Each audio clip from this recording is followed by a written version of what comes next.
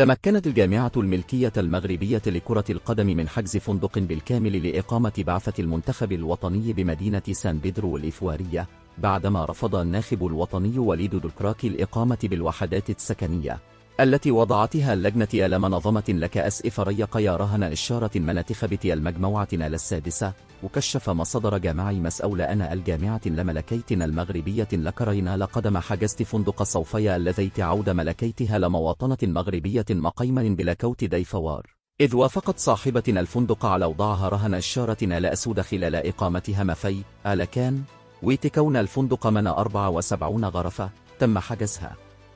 بالكامل لبعثة المنتخب الوطني، إضافة إلى مطعمين وقاعة للاجتماعات.